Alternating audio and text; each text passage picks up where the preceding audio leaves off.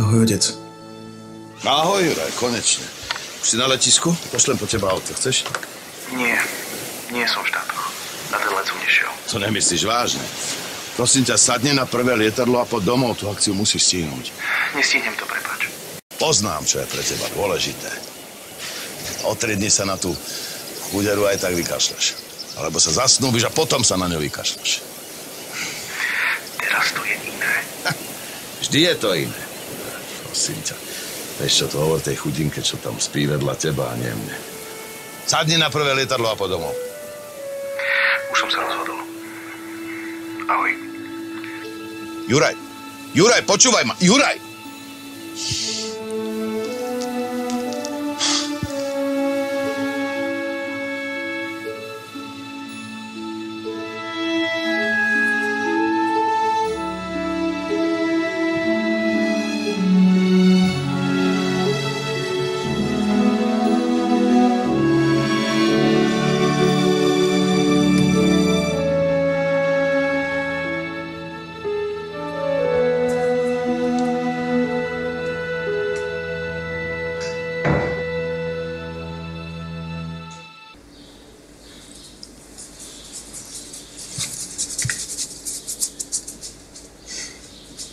Dobré ráno.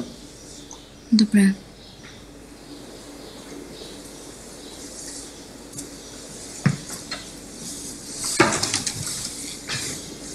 Čo je? Zle si spala?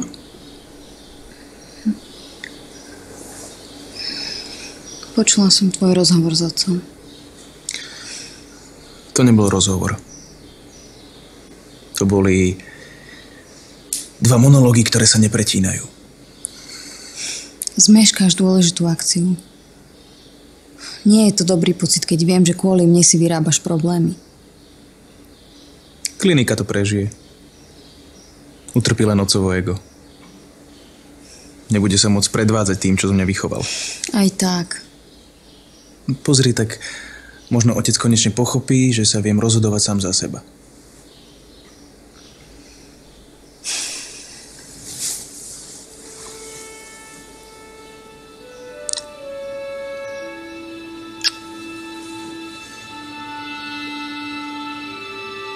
Som s tebou strašne šťastný, Táňa. A ja som šťastná, že si so mnou.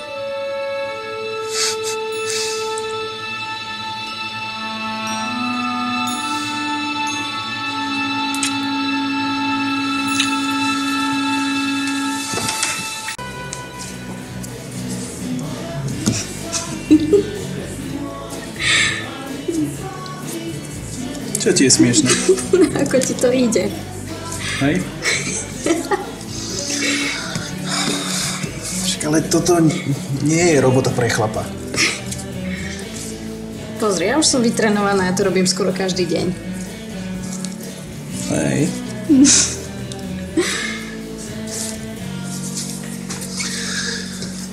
Tak odteraz to budeme robiť spolu. Áno?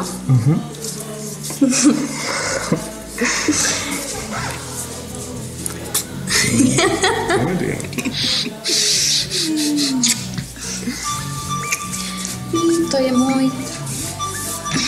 No, však nechaj tak. To je mama. Volala mama. Máme problém. A čo sa stalo? Miloš.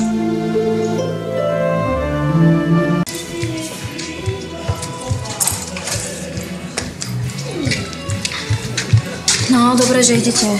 Máme tu dnes strašný frmol. Ale my sme mali tomu.